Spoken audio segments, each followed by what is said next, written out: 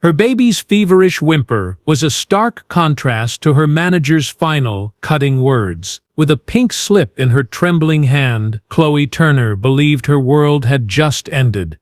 The sterile, automatic hiss of the glass doors closing behind her was the final sound of her employment. Chloe Turner stood trembling, not from the chill in the air, but from the words still echoing in the space her job once occupied.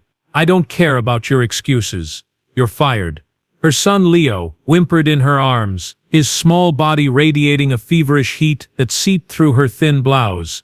His cough was a dry, rattling sound in the sudden, crushing silence of the corporate hallway. She clutched the termination papers in her free hand, the crisp edges of the paper a cruel counterpoint to the soft, dependent weight of her child. Her access badge, now a useless piece of plastic, felt heavy in her pocket. The fluorescent lights overhead buzzed with an indifferent hum, casting long, distorted shadows that seemed to mock her. She looked back through the glass at the office she had just been expelled from, a place that just 10 minutes ago had represented stability, a paycheck, and the means to buy Leo's next bottle of medicine. Now it was just a room full of strangers. She squeezed her eyes shut. The image of her manager, Crystal Wright, burned into her mind. Crystal had not even looked up from her computer screen while delivering the final blow, her voice flat and devoid of any emotion. It was the casual cruelty that hurt the most, the complete dismissal of her frantic explanation about the bus being late and Leo's temperature spiking overnight. To Crystal, she was not a desperate single mother, but a liability, a disruption to the meticulously scheduled workflow. Chloe's own voice had been a pathetic whisper against the confident corporate tone of her boss. She did not even listen, Chloe thought. The realization a fresh wave of nausea. She had already decided. Before we continue with the story, be sure to let us know where you're watching from and what time it is in the comments. We love learning about our viewers. Now let's get back to the story. A small, choked sob escaped her lips, and she quickly smothered it, not wanting to scare Leo any more than he already was. He stirred again, his tiny fists clenching and unclenching against her chest. She had to be strong for him. But strength felt like a distant memory, a luxury she could no longer afford. Her legs gave way, and she slid down the cool, painted wall, her back scraping against the plaster, until she was sitting on the polished linoleum floor. The antiseptic smell of the hallway filled her nostrils, a clean scent that felt clinical and hostile. What am I going to do? The question was a frantic drumbeat in her skull. The rent was due next week. The pharmacy would not give her credit. The thought of the eviction notice she had tucked away in a drawer made her chest constrict with a terrifying pressure. Two of her former colleagues, women she had shared break-room coffee with just that morning, walked past the glass doors. They saw her huddled on the floor. One of them, a new hire, made brief, pained eye contact before her companion pulled her away, whispering something that made them both walk faster. Their averted gazes were like tiny, sharp stones, pelting her already bruised spirit. She was a spectacle of failure, a cautionary tale they would whisper about over their keyboards. The shame was a hot flush on her cheeks, even more intense than the fever radiating from her son. She felt utterly alone, isolated by a pane of glass and the invisible wall of professional indifference. The world inside kept moving, keyboards clacked and phones chirped, while her own world had ground to a violent, screeching halt. She was invisible now, a ghost haunting the hallway. She fumbled in her pocket for her phone, her fingers clumsy and numb. The screen lit up, showing a dozen missed calls from the daycare and a battery icon glowing a threatening red. 20% left. 20% to figure out how to save their lives. Her reflection stared back from the dark screen.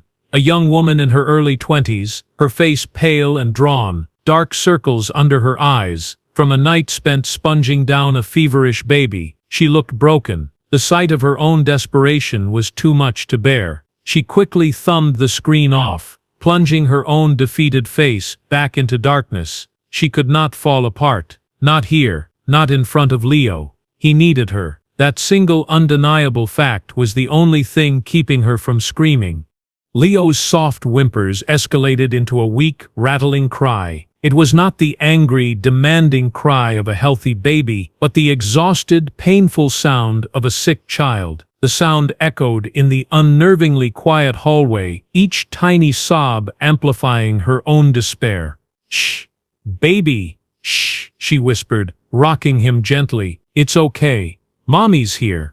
It's going to be okay." The words tasted like lies in her mouth. How could it be okay? She had failed him. She had lost the one thing that stood between them and the street. Tears she had been holding back began to well up, blurring the harsh lines of the hallway into a watery, distorted mess. She buried her face in his soft hair, inhaling the faint, sweet scent of him, a tiny anchor in a swirling sea of panic. She had to move. She could not just sit here on the floor, a monument to her own misfortune. With a grunt of effort, she pushed herself back up, her legs unsteady beneath her. She stood for a moment, swaying slightly, trying to decide which direction to go. Left led to the elevators and the cold street below. Right led further down the empty corridor to a service exit she had never used. Both options felt like walking off a cliff. Every instinct screamed at her to run, to get away from this place of humiliation, but her feet felt like they were encased in concrete. She was paralyzed by the sheer magnitude of her failure, the future a terrifying blank wall she could not see beyond. The weight of her son in her arms was the only thing grounding her to reality. Taking a deep, shuddering breath, she took one last look into the office. She could see her desk, third from the window. The small, wilting succulent she always forgot to water was still there. Next to it, a small, cheap frame held a picture of a smiling, healthy Leo. A bitter taste filled her mouth. The life she had been building, one paycheck at a time, was being dismantled before her eyes. Someone would be by later to pack her personal effects into a sad little cardboard box. The thought sent another tremor through her. It was real. It was over. She turned away from the glass, her heart a cold, heavy stone in her chest. She had to face the world outside, with no job and a sick child. She shifted Leo's weight, preparing to take the first step toward the elevators, toward an unknown and terrifying future. The hallway was silent again, the brief flurry of her colleagues passing long gone. The only sounds were the hum of the lights, and the faint, ragged sound of her own breathing.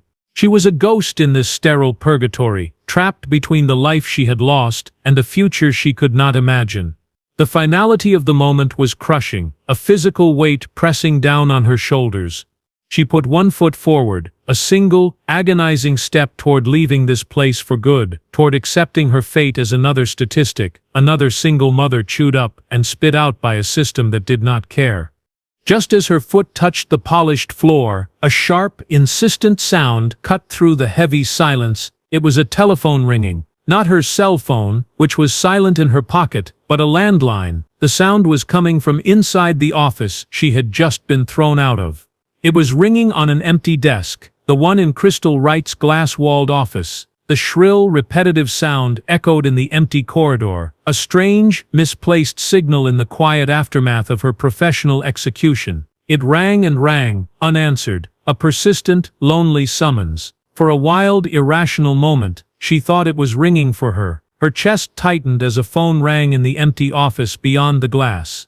The ringing continued, a relentless, piercing cry in the otherwise dead air of the hallway. It was Crystal's direct line, a number rarely used by anyone but senior management. Chloe stood frozen, her foot still hovering just off the ground. Why would it be ringing now? And why was nobody answering it? Crystal was supposed to be in a budget meeting on another floor. The office was empty, a silent tableau of corporate life. The sound was both jarring and magnetic. It was a sound from the world that had just rejected her, a world she was no longer a part of. Yet she could not bring herself to walk away. It felt like a loose thread, a question mark at the end of a brutal, declarative sentence. "It has nothing to do with you," she told herself. But her body refused to obey the command to leave. Her heart hammered against her ribs, a frantic, desperate rhythm.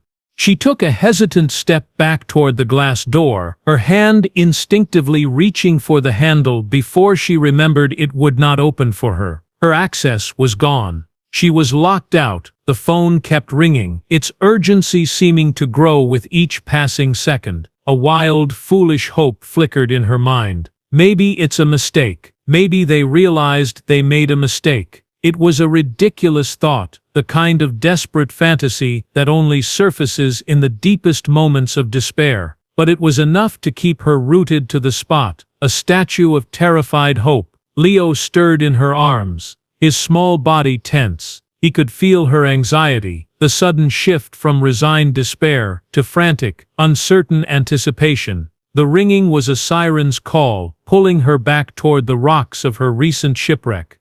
Suddenly, a different sound joined the first. A low, powerful vibration started in her pocket. It was her own cell phone. She pulled it out with a shaking hand, her breath catching in her throat. The screen was lit up, the red battery icon a tiny beacon of doom. But it was the text on the screen that made the world tilt on its axis.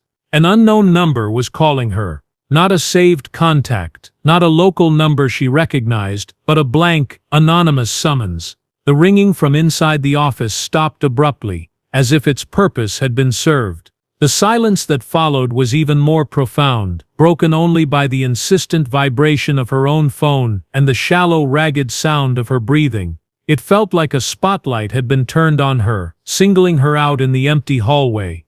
Panic warred with a fragile, nascent hope. Who would be calling her from an unknown number at this exact moment? A debt collector? It seemed too soon. A prospective employer she had sent a resume to weeks ago. The timing felt too coincidental to be real. Her thumb hovered over the green accepts icon, her mind racing through 1,000 disastrous possibilities. Her previous boss calling to berate her further, a cruel prank from a colleague. Leo let out another soft, rattling cough, the sound a stark reminder of the stakes. He needed medicine. He needed a warm home. He needed his mother to be brave for just one more minute. Taking a deep, shuddering breath that did not quite fill her lungs, she made a decision. She could not afford not to answer. Whatever it was, it could not be worse than the certainty of her current situation. She swiped the screen, her finger leaving a smudge mark. Her hand was shaking so violently that she knew she could not hold the phone to her ear. She pressed the speakerphone button, the small icon lighting up. She held the phone out in front of her, a fragile shield against whatever was coming. "Hello?" she managed to croak out. Her voice was thin and reedy, a stranger's voice. It was swallowed by the vast emptiness of the hallway. For a second, there was only silence on the other end, and a fresh wave of despair washed over her. A wrong number. Of course. Then the silence was broken by the sound of Leo's cough, a harsh, wet sound that was picked up clearly by the phone's microphone. It sounded loud and pathetic in the dead air. A voice finally came through the speaker. It was a man's voice, calm and deep, with an authority that was immediately apparent. It was not a voice she recognized. It was measured and clear, without a hint of anger or irritation. "Is this Chloe Turner?" he asked. The simple question felt monumental. He knew her name. This was not a wrong number. This was for her. "Yes," she whispered, her throat tight. "This is she." She clutched Leo closer. His small, feverish body, a comfort and a terrifying responsibility. She stared at the glass door of the office, at her own faint reflection, a ghost holding a phone, listening to a voice that could be either salvation or damnation. The moment stretched, each second thick with unspoken tension. "My name is Mr. Harrison," the voice said, and Chloe's mind went blank. Mr. Harrison, the CEO. She had seen his picture once, in a company-wide email welcoming him to the position a year ago. He was a distant figurehead, a name on the letterhead, not someone who would ever have a reason to know her name, let alone call her personal cell phone. She felt a dizzying sense of vertigo, as if the floor had dropped out from under her. Why would the CEO of the entire company be calling her, a low-level data entry clerk who had just been fired for being 15 minutes late? It did not make any sense. The world was not working according to any rules she understood. "I was just reviewing the daily termination reports," Mr. Harrison continued, his voice steady and professional. "Your name was on the list submitted by your manager, Crystal Wright. It was automatically flagged by our system for immediate executive review due to certain parameters." Chloe could not process the words. "Flagged for review? Parameters?" It sounded like a language from another planet. All she knew was the raw, humiliating fact of her dismissal. She could hear the faint sound of typing in the background on his end, a quiet, rhythmic clatter that was a world away from the frantic pounding of her own heart. She felt small and insignificant, a single line item in a report he was casually reviewing. The reason cited for your termination was chronic tardiness, the CEO stated, his tone neutral, as if reading from a file. He paused, and in that pause, Leo coughed again, a weak, wet sound that seemed to fill the entire hallway. Chloe flinched, embarrassed, as if her son's illness was a personal failing that was now being broadcast to the highest level of the company. She braced herself for the inevitable lecture, for the confirmation that her firing was justified, for the final, official nail in the coffin of her career at this company. She waited for him to agree with Crystal's assessment, to tell her that rules were rules and that she had nobody to blame but herself. Her entire body was tense, coiled like a spring. She waited for the blow to fall, for the calm, authoritative voice to dismiss her as easily as her manager had. Her fate was being discussed by a man she had never met, in an office she had never seen, based on a report she did not understand. The sheer power imbalance was dizzying. All her fear, her panic, her desperation, her love for her sick child, none of it mattered in the face of corporate policy and executive review. She was just a name on a list, a problem to be processed and filed away. She squeezed her eyes shut, waiting for the final verdict. Then the CEO's calm voice cut through her terror with a single sentence. That report seems to be missing some crucial context. Please come up to my office on the 40th floor. Security has been notified and will be expecting you. The words hung in the air, a lifeline thrown into the abyss of her despair. Chloe's mind struggled to catch up. Go to his office? Now? It was not a dismissal, it was an invitation. It was the last thing in the world she had expected to hear. For a moment she could not speak, her throat completely closed off by a surge of overwhelming, terrifying hope. Hope was a dangerous thing, she had just learned that. But this felt different. This felt real. Okay, she managed to whisper into the phone, the single word carrying the weight of all her fear and all her prayers. I will come now. The line went dead. She stood there for a second, the silent phone still in her hand, her knuckles white. Then she moved. Purpose surged through her veins, overriding the paralysis that had gripped her just moments before. She turned on her heel and walked back toward the main lobby, her steps sure and quick. She held Leo securely, his head resting on her shoulder. As she approached the security desk at the front entrance, the same guard who had watched her being escorted out looked at her with a mixture of pity and confusion. His expression changed when she spoke. "Mr. Harrison is expecting me," she said, her voice clear and steady. The guard's eyebrows shot up. He fumbled with his computer, typed something quickly, and then nodded, his eyes wide. "Go right ahead, ma'am." He buzzed her through the turnstile that had been her barrier just minutes before. The walk to the executive elevator bay felt like a dream. A few of her former colleagues were lingering in the lobby, and they stopped talking when they saw her. They stared openly now, their faces a canvas of shock and dawning curiosity. The whispers followed her, but they were different now. They were not whispers of pity for a fallen coworker, but of intrigue. She was no longer just the girl who got fired. She was the girl the CEO had just called back. She ignored them, her focus entirely on the elevator doors in front of her. She pressed the button for the 40th floor, a floor she had only ever seen on the building directory. The ride up was silent and swift, a smooth, metallic ascent into another world.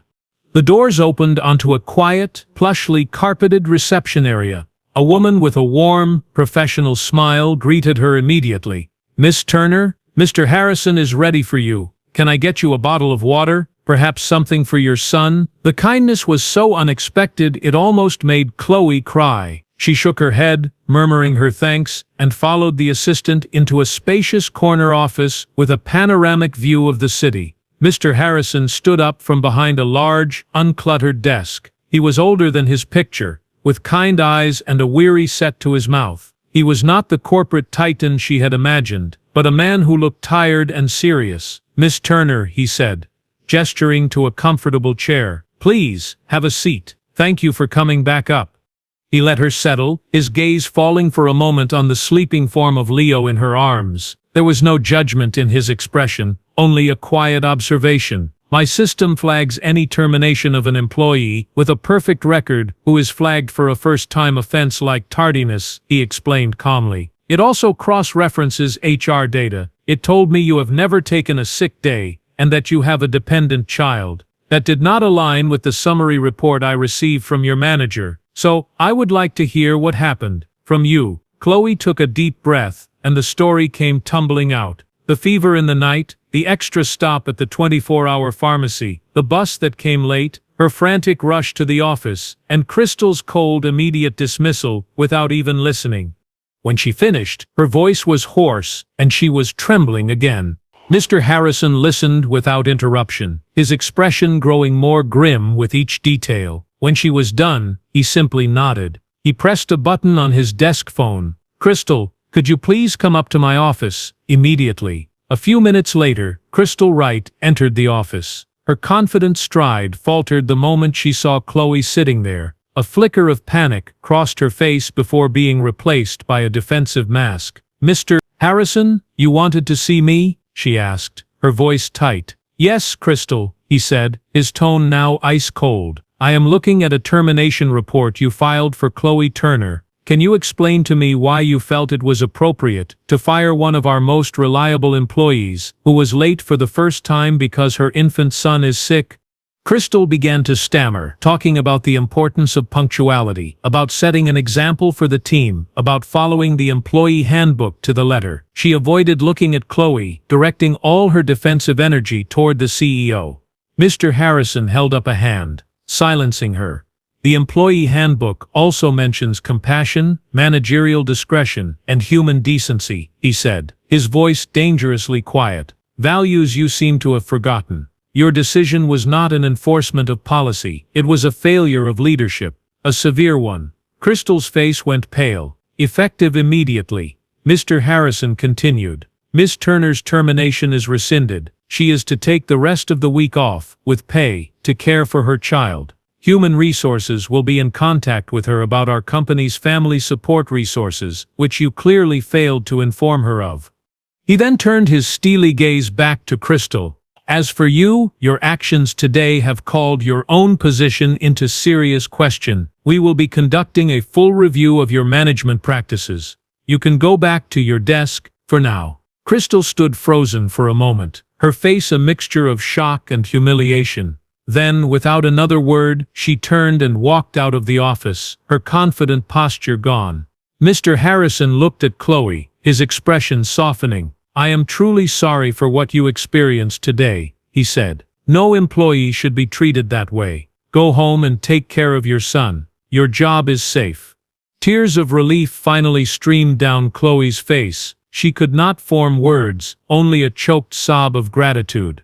She nodded, clutching Leo, and stood up to leave. The journey back down in the elevator was the opposite of the one she had taken up. Then, she was filled with terror and uncertainty. Now, a profound sense of relief washed over her, so potent, it left her feeling lightheaded. She walked back through the main office, a space that had been the scene of her deepest humiliation less than an hour ago. Every head turned. Her colleagues stared, no longer with pity or curiosity, but with a newfound respect. They had all witnessed her lowest moment, and now they were witnessing her vindication. She saw Crystal standing by her own glass-walled office, her face ashen, staring at nothing. Chloe did not meet her gaze. She did not need to. She pushed open the heavy glass doors at the front of the building and stepped out into the city air. It no longer felt cold and hostile. The sun had broken through the clouds, and its warmth felt like a promise. She held Leo close, his breathing already seeming a little easier. He was safe. She was safe.